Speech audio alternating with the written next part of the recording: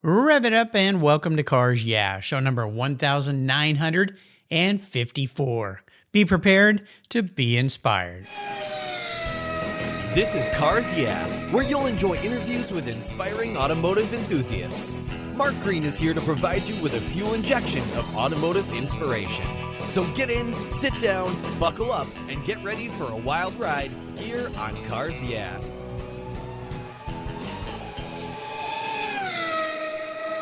Hello, inspiring automotive enthusiasts, and welcome to Cars Yeah. Today I'm in France, of all places, with a very special guest by the name of Steve Holter, who's actually from the UK. Steve, welcome to Cars Yeah. Do you have it in gear, and are you ready to release the clutch? Oh, yes, definitely. All right, we're going to have some fun today, but before we start, what's one little thing that maybe most people don't know about you, Steve? That's a good question. Probably that I do actually live in France. A lot of people still think I'm back in Britain, but the joys of the internet and technology, I can work here and more or less pretend to be anywhere I like. Well, it certainly makes things interesting for people, and with remote working and with the way the world is connected these days. What part of France did you decide to move to? We're down in the southwest, so as close to Spain as you can get without actually being Spanish. Ah, I see. So what is it about living in France? What drew you there from leaving the homeland of the UK? Much slower pace of life, more spare time to ride my bike and do things that I like to do and be outside rather than stuck in a little office. Britain's a tiny little country when you compare it to a lot of other things. Yeah. Well, I think that's kind of what a lot of people are doing, and even young people these days with the remote access, is they're going to live in places that are what they like or surrounded by what they like. And also a lot of it is financially driven too, I would assume, by many because of the cost of living in cities and in nearby cities. So it sounds like a delightful, delightful life. Let me give you a brief introduction, and we're going to dive into a very interesting book that you've penned. Steve Holter's lifelong association with all things automotive, both as a hobby and a profession, and as a driver and an engineer, made it inevitable that his interests would gravitate towards record breaking. Mixing his professional experience, including television, research, and crash investigation, with knowledge gained while working with his friend and mentor, Bluebird designer Ken Norris, as well as numerous interviews with others involved in record breaking, he is in a unique position to unravel the true story of Crusader, this book about John Cobb's ill-fated quest for speed on the water. He's written one previous book, Leap into Legend, Donald Campbell and the Complete Story of the World Speed Record, published in 2002. We'll be back in just a minute to talk with Steve, but first a word from our sponsors, so give him a little listen, and we'll be right back. Covercraft's newest 3-layer all-climate cover is especially engineered for moderate weather conditions, and it's treated with an extra UV-resistant formula. It's soft, it's breathable, and it's easy to store, all while pampering your paint, providing maximum UV, rain, and dust protection. If you live where it's windy, no worries. Simply add their gust guards for windy conditions to add extra protection to keep your cover in place. Your 3-layer all-climate cover is custom-tailored with Covercraft's attention to detail, form and fit with the quality and attention to detail that's been their tradition since 1965. Covercraft protects cars, trucks, motorcycles, RVs, trailers, and watercraft too. Every one of my vehicles is protected with a Covercraft cover. And I have a deal for you. Use the code YEAH21, YEAH21 at covercraft.com, and you'll get 10% off your Covercraft order plus free shipping. That's right. So get 10% off with free shipping by simply using the code YEAH21 at checkout. Covercraft, protecting the things that move you. When it was time to renew my collector car policy, my carrier raised my rates by a lot. But why? My usage was the same, my car's value was the same, and I had never made a claim. I didn't even have a ticket. The only change was their rate, and they had no reason why. What's with that? I researched my options, I spoke to others, and with American Collectors Insurance is where I now have my policy. What a difference. A live person actually answers the phone. She spent time learning about me and my Porsche Turbo, the one I call my Orange Crush, and provided a reasonable quote. American Collectors Insurance now protects my special ride. I'm saving hundreds of dollars, and I can sleep at night knowing my baby is properly insured. Why wait until your next premium is due? Give them a call today for your personal agreed value quote. Call 866 AC1-YEAH. That's 866-224-9324. Tell him you're a friend of mine, Mark Green at Cars Yeah. American Collectors Insurance. Classic car insurance designed by collectors for collectors. Automotive enthusiasts just like you and me. That's American Collectors Insurance. So, Steve, we're back. So let's talk about this a little bit. Before we get into the book, though, I'd love for you to share a little bit more about your background, because you've been involved in the automotive industry and racing and cars for a long, long time. So take us on a quick little walk through your background, and then we'll dive into Crusader. Well, I started racing a friend's kart when I was 9 years old. It turned out I was slightly better than my friend at it, and his father sort of supported me in an early racing career. So I went up through karts and Formula Ford and into Formula 3. Simultaneously, I was getting an apprenticeship at a garage that did Rolls-Royce and British Leyland vehicles. So I was sort of doing two things at once. And when I left the apprenticeship, I started working in a motor museum. I was the curator there, so I was working on cars from 1898 right up to modern racing cars, whilst also demonstrating them. So I had a sort of knowledge of what it was like to be inside the car and what it was like to repair the car.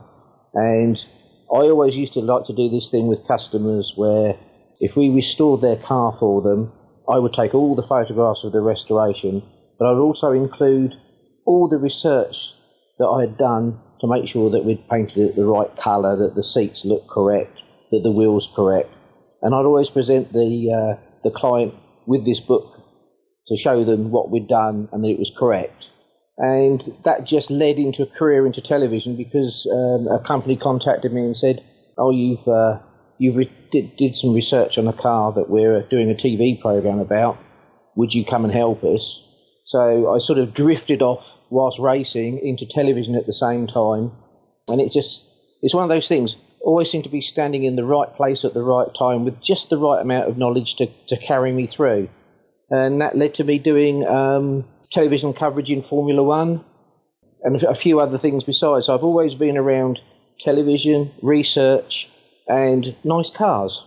Well, it sounds serendipitous, and it's definitely a cool way to wrap your passion for automobiles and racing and cars into a lifelong career. But it sounds like you're a bit of a forensic scientist, if you will. Well, part of my apprenticeship, because the good thing with an apprenticeship is you have to learn everything for the company that's paying for you to learn. So even though my department was mainly mechanically based, because we did sort of warranty work on new vehicles, I had to take a vehicle apart to work out why it had gone wrong. And that led on to other courses paid for by the company in accident investigation and crash investigation. It sounds like I've had my finger in so many pies, and when I sort of sometimes try and recall things, I think, really? How did I get the time? Yeah. But it was a case of investigating things. So I was, if it was for the company, it was to make sure we weren't spending too much money on something that wasn't our fault. And within crash investigation, it was sometimes in collaboration with the police to work out what had gone wrong, had it been a driver error or a mechanical error. And then, of course, when I started working in Formula One, we used to position cameras around the circuit, and part of the work I did was looking at past accidents at circuits to try and work out if it was a sensible place to put a camera. Because once a car's gone out of control, you can very rarely predict where it's going to go, because all sorts of outside influences come into force. Right. So, yeah, it's always sort of picking at detail. And, of course, when you connect that with things like researching in television, I would dread to have my name attached to anything that was inaccurate. So I've been very picky with detail for many different reasons over my lifetime. Well, this is a perfect lead into the book, because if I can make the setting here in a very simplistic way, the year was 1952. It was John Cobb and Reed Railton. They were at the Loch Ness, known for its famous monster, which I guess we've seen pictures, maybe not. I don't know. We'll see. Maybe we should have you investigate the Loch Ness Monster and finally... There's pictures of something. finally get that resolved, yeah. And then there was a jet-powered boat. And of course, the rest is history, as they say. So let's have you dive into, first and foremost, what influenced you to write the book? Well, I've done, as you say, the book I've done previously on Donald Campbell. And when you sort of go through a story where you have Donald Campbell, whose father was Malcolm Campbell, so there's the entire family is based around cars and speed and then boats and speed. You can't just drop into a subject. So I did, as I like to call it, I did a book as I thought was as much like a swimming pool as possible. So each chapter was like a little paperback book attached in a big book. And my plan was that you could dive in at any chapter and read it and it would make sense. Or you could read it from page 1 to page 300, whatever it was. And to do that, of course, there had to be one section on what went before Malcolm Campbell going for the world water speed record after he'd attained 301 in Bluebird at Bonneville. So I had to do some background in the water speed record, and to do that, you had to include John Cobb. And of course, John Cobb's career, for want of a better word, in water speed record was the one failed attempt. So it's not well known. And me being me, went out and tried to find as much information as I could. And I tried to put it into the 2 or 3 paragraphs that I was sort of could fit in for the Crusader story in the first book. Mm-hmm. And I think it was about 6 or 7 years after that book was published, a friend of mine contacted me and said, I've had a phone call from a very nice lady called Sally Jocelyn who'd like to speak to you. And it made no sense to me at all, but me, again being me, said, well, yep, get her to give me a call. And the phone rang one day and my wife said, there's a lady on the phone called Sally Railton. And the alarm bells went off. I thought, that's a name I should know from the last book. Read, yes. And it was Sally that said, where did you find this information from? Because this has never been written before like this. Yeah. You have things correct that are usually wrong. And that just started up a conversation over many, many months and years of phone calls, letters, emails, etc.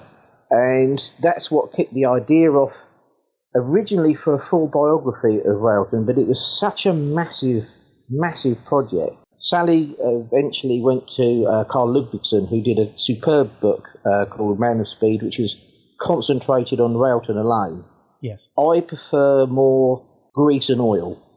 So I said, what I'll do is I'll research the very sticky subject of Crusader, because the land speed cars, the Napier Railton Special and the circuit cars, they're pretty much set. People know about them. But the water speed record part of Cobb's career was, as I say, short and ultimately fatal. Absolutely. So I just sort of said, can I concentrate on this? And whatever I research, I'll send that to Carl. And Sally was happy with that until I started really digging.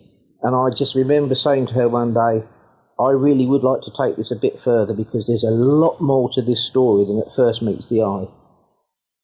Interesting. Well, Carl was a guest on the show when he wrote that book about Railton, and it was a fascinating book and an awesome read. Let me start with this. I always like to ask my guests about inspirational people. After doing all your research on this book, did John Cobb become even more of an inspiration for you?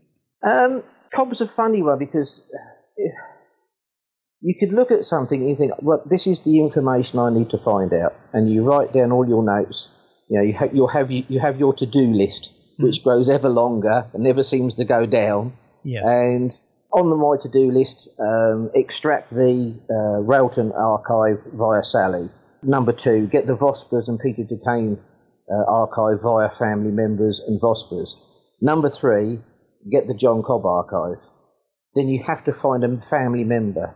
But with the Cobb family, you had to find a Cobb family member that was willing to talk. Because the Cobb family, from before John Cobb was born until today, redefined the word private. Wow. It's very, very difficult to gain their trust. And I think if I was going to be pushed for what I think is the reason for it, you only have to look at the fact that when I did the book on Donald Campbell, it took me 2 years to persuade his sister to talk to me. Wow. Because so much had been written in the press before that was inaccurate or just completely wrong. And maybe the Cobb family felt that it was better to say nothing than give anyone the chance to put something incorrect. So it took me a long time to gain confidences and persuade people, and I've put this in the book. It's not me pointing fingers at people as who made it go wrong. This is the evidence. You make your own mind up. And once I sort of persuaded the Cobbs that are now that this is the basics of the story.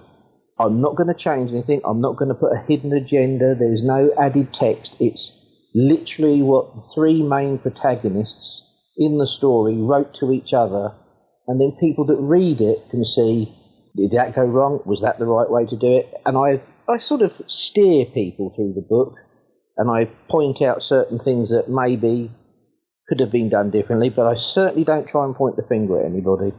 And that was the crux of the Cobb family archive. So when you say, was he more of an inspiration, he's still an enigma. Really difficult to sort of put a finger on. A very quiet, stoic British gentleman that was much happier with his feet up and a whiskey and soda, reading the paper, than doing the Malcolm Campbell thing of, here I am, Sir Malcolm Campbell, please bow to me because I've done so many things. Cobb wasn't about that. He was about getting away from his office and driving his cars as quickly as he could.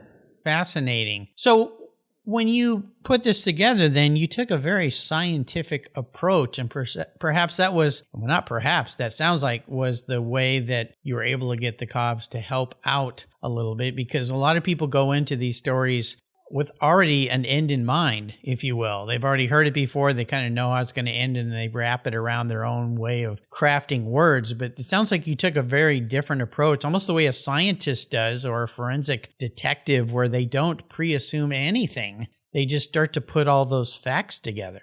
Yeah, there's a firm reasoning behind that, because if you're going to discuss something that ends in tragedy, and in this case, the death of one man, there's always this thinking with people that somebody somewhere is to blame. Right. So the easiest thing to do is to sort of pick it to pieces, because, I mean, all accidents are a culmination of many, many different facets. You know, had he run a bit later in the day, maybe he'd have gone both runs and thought, that's a little bit unstable, we'll try again later. If he hadn't run that day at all, or the weather had turned bad and the boat had been modified, again, completely different the next year. So you sort of, you pick the details out of it, and you do it you try to do it in a way that is factual. Because you cannot sort of embroider what you're finding out. It is exactly what it is that you find. You can't change it at all. So that tends to look a little bit defined, if you know what I mean. It makes it sound more scientific, because you can't, you know, if Louis Pasteur said, well, I think that might cure people, he had to prove that it did. So there was a lot of research behind it. And in my case, I had to be as precise as possible to indicate that it wasn't me guessing, I wasn't putting my opinion, it's what happened. So you do have to be quite accurate in what you write. It doesn't allow for flowery terms, shall we say. You have to get on with it and say, this is 100% fact. There is no room for manoeuvre. You can't argue with it. And again, that's another sort of facet of this particular book, because fingers had been pointed before. And I think I put in the introduction, there are certain people that will not like what this book says, but it's not me saying it. All I'm doing is drawing your attention to it. So, yeah, it's that cautious way of doing things, but making sure it's 100% correct. You know, I love this. Now, I'd assume that there were many challenges when you were putting this book together, when you tried to unravel history like this, especially back in 1952, where we didn't have cell phones, we didn't have recording devices. I mean, there's so much that we have today that people can look at things. And even now, when you look at a video, it's not really what happened in many cases, or it's taken out of context. But what would you say was one of your biggest challenges or obstacles? And you mentioned one, the Cobb family, the privateness of them. But was there something even grander that was a big challenge with this project? Funnily enough, the thing that started off being the challenge, which is exactly what you've just stated, you're working with something that was as far back as 1952, which will be 70 years next September. Yes. And you're talking about people with a little box brownie camera with maybe 16 frames on the film they've got in it. So every photograph they take is carefully thought about. There's no snap photography. There's no, I'll just snap everything and look what looks best at the end of the day. Mm-hmm. So you would think that works against you, the lack of technology of the time. And that was the original difficult challenge. But in the end, that's what turned it around and made it better for me, because there was no email. Transatlantic telephone calls of the period had to be booked anything up to 3 days to a week in advance. Wow. Telegrams were slower. Telephone calls are actually limited, I think, to a maximum of 15 to 20 minutes, because it's post-war, lack of materials, lack of resources, etc. So the main protagonists in the story that I was writing about had to write letters to each other. And the fortuitous thing is, they were all people that worked in business or in fields that meant they kept everything they wrote. So the lack of technology originally was the big problem, but it became the bonus to the story because I had the written words of the people that were dealing with it. So the challenge actually was won in the end, because once you have, as I did, about 2 tea chests full of paper that I then had to sort into chronological order as they were right between Duquesne and Railton and Cobb, Cobb and Railton, and you've got this funny little triangle of letters flying around. That was the book. So the challenge of trying to find the information when there is no technology to record it actually worked in my favour in the end. So I don't know if it was a challenge or if I was just very lucky.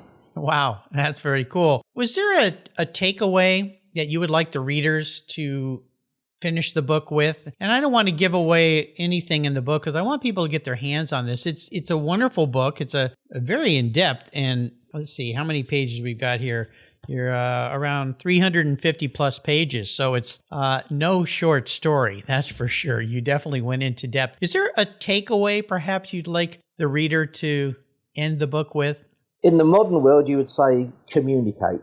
That's the simple thing. If there had been communication between the 3 parties, things may have been so much different. And in the modern world, the lack of communication sort of does lead itself to shortcomings in the way human beings do things, but there was never really the sort of suggestion for me that, you always watch films and there's always the underlying story and there's the thing at the end, it's like a fable where there's a moral at the end that you need to learn. Mm-hmm. This was basically, how can I put this?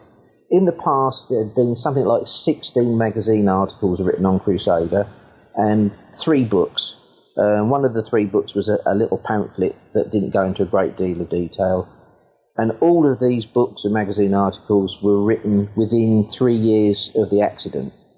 So they were all of their time, and they were all very concentrated on the accident more than the people's lives behind the human element of it. So I suppose my thing was to get the human element. There were 3 people behind this. It wasn't just some guy in his shed knocking up a boat and killing himself trying to do something as an ambition.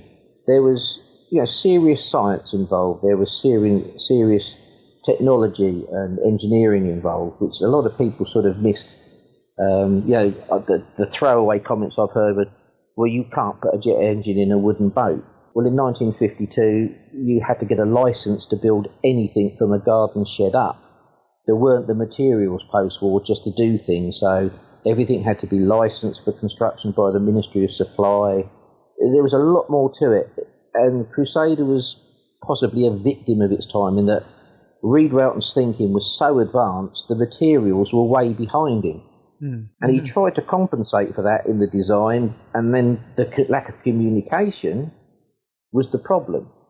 So the takeaway for me would be communication. I think, if you can learn anything from it, learn to speak to people, and make sure your points got across, really. Yes, I love it. I used to run a company, and I used to tell everybody there that communication is the key to our success, and the lack of it is the reason why we fail. And Exactly. I wish I'd just said that. That's a lot more succinct than I could have said. well, I had a lot of practice at it. It seemed to be communication was always a challenge for many, many people. So having written 2 wonderful books now, will there be a third, do you believe? It's finding the subject because, again, I think I said in the book, I'd looked for something.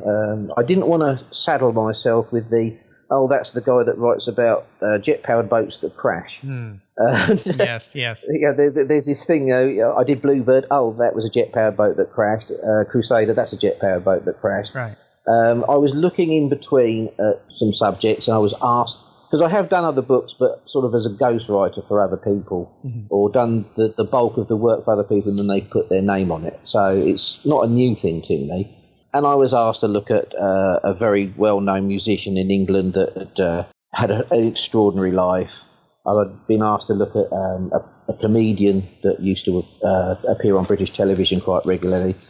And sort of just, you scratch the surface, you think there's nothing new. And for me, if I can find something that's got something new that hasn't been read before, then there's every good reason to write the book. I probably make myself very unpopular now.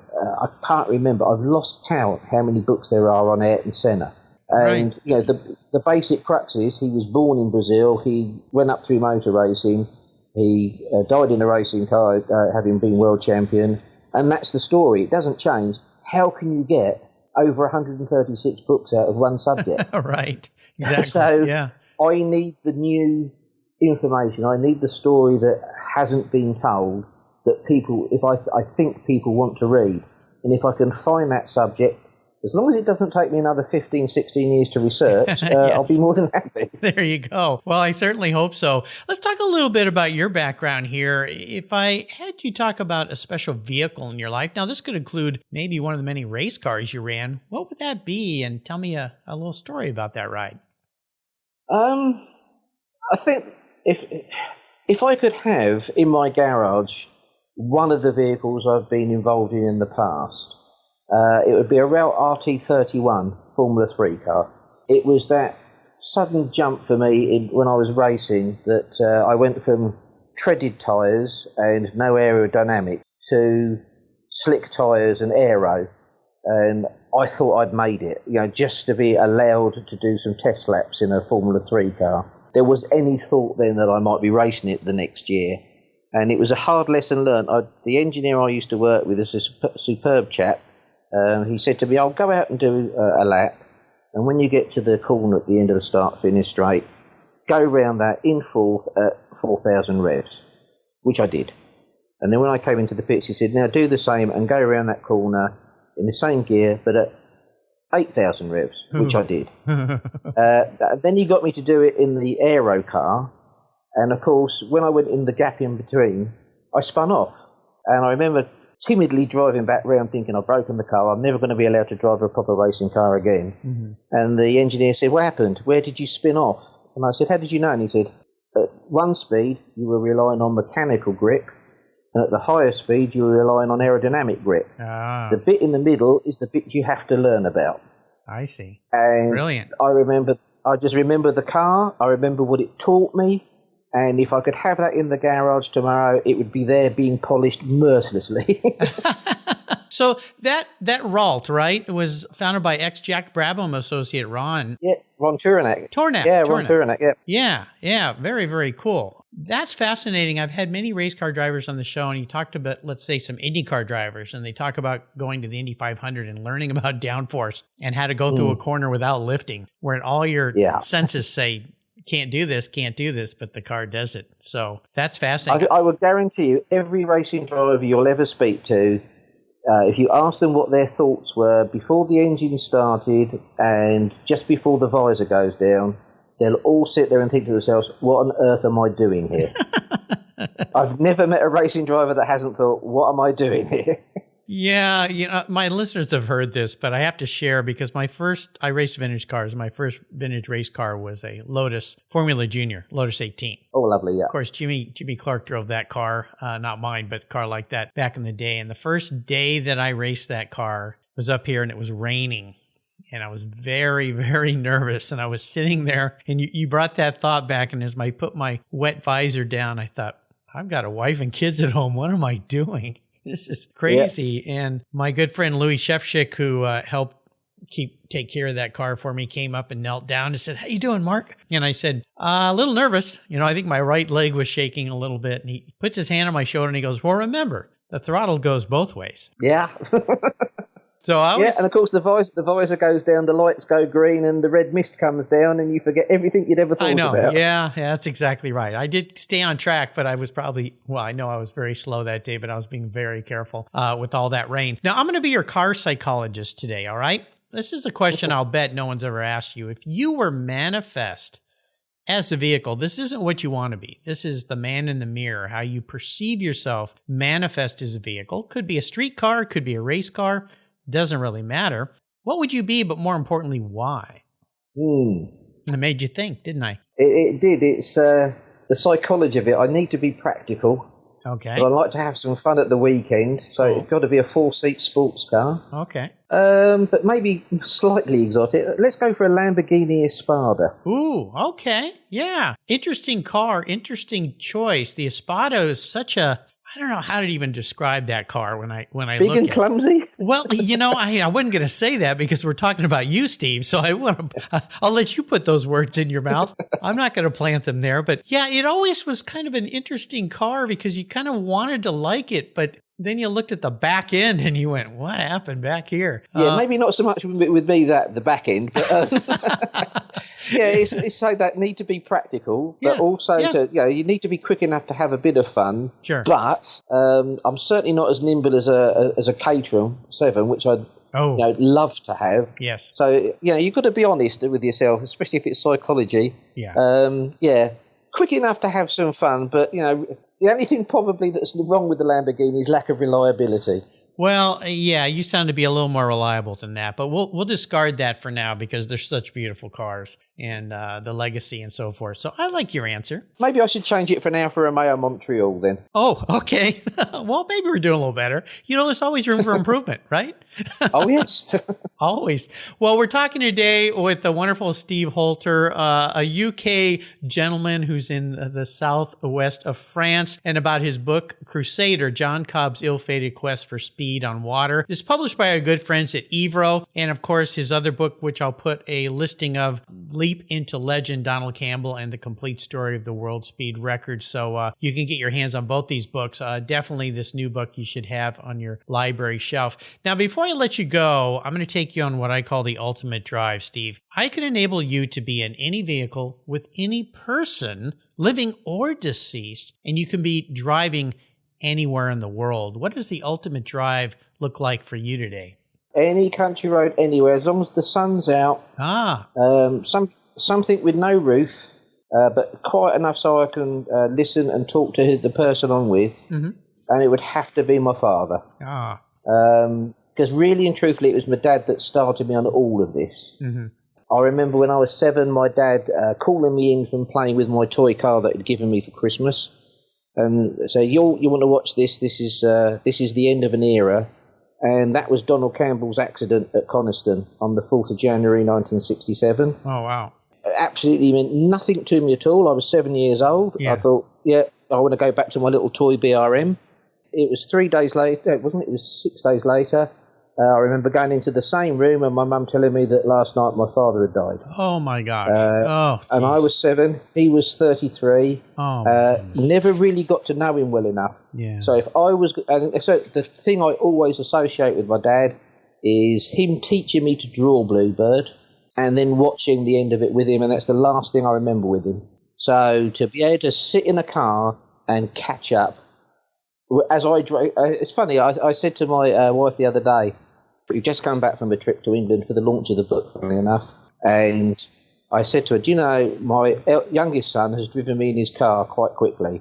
My eldest son has never driven me in a car in my life, or wow. his. Wow. I've never sat in a car with him while he's driving. So, yeah, the simple answer to your question is just to drive my dad and have a chat with him and catch up. That would be perfect. Oh, gosh. I wish, Steve, I could do that more than anything right now. Wow. That's heartwarming. Wow. I'm so sorry you lost him at such a young age. That's just tragic. Well, maybe you need to take that drive in that country road with your older son driving. Yes, yeah, but not in my caterum. No, hard to have a conversation. That's for sure. That's for sure.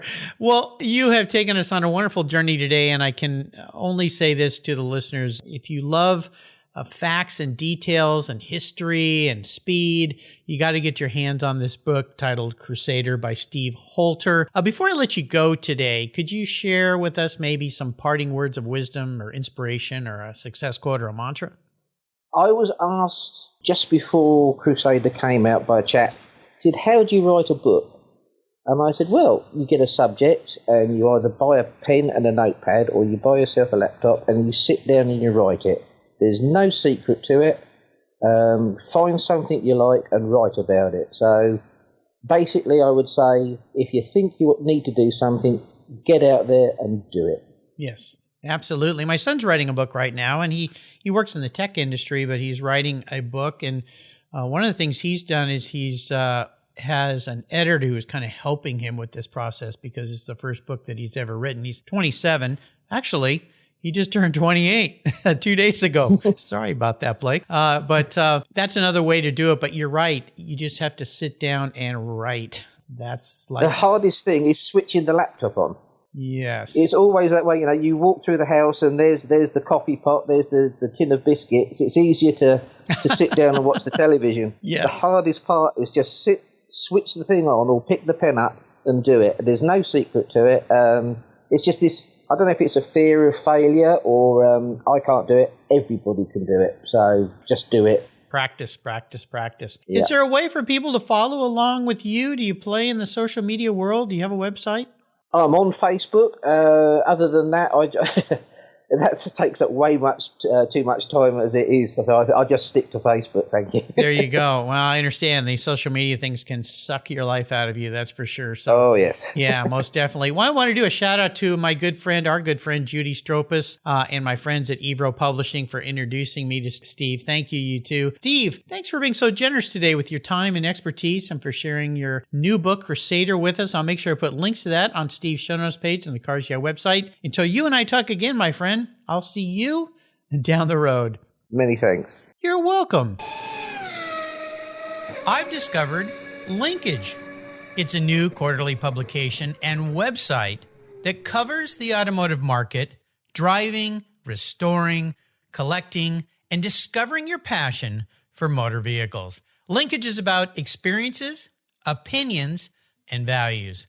Linkage is an actual informed, reasoned opinion based on first-hand experiences. A talented linkage team covers the automotive world, the people who share your passion and mine, smart, considered, rational, and experienced opinions, ones you can learn from and grow. That includes our passion that drives auctions and the collector car market. So come with me and join us on this journey. And be sure to use the code CARSYEAH when you subscribe, and they'll give you $10 off. Boom! Linkage, geared for the automotive life. Subscribe today at linkagemag.com. Cars Yeah is proud to support our veterans, which is why I've teamed up with our nonprofit partner, TechForce Foundation, through its Veterans at Work Military Transition Campaign. The tech shortage is very real, and our country needs skilled, qualified techs to keep our cars, trucks, airplanes, and fleets rolling. When so many vets build their skills in maintaining and servicing vehicles when deployed, TechForce helps transition those skills to jobs as professional technicians when they come home. Learn more about TechForce Foundation and its Veterans at Work Military Transition Fund at techforce.org today. Thank you so much for joining us on today's ride here at Cars Yeah. Drive on over to carsyeah.com to find show notes and inspiring automotive fun. Download your free copy of Filler Up, a fun book filled with gorgeous photographs of fuel filler fun, including quotes from more inspiring automotive enthusiasts. Download your copy today, and we'll see you next time on Cars Yeah!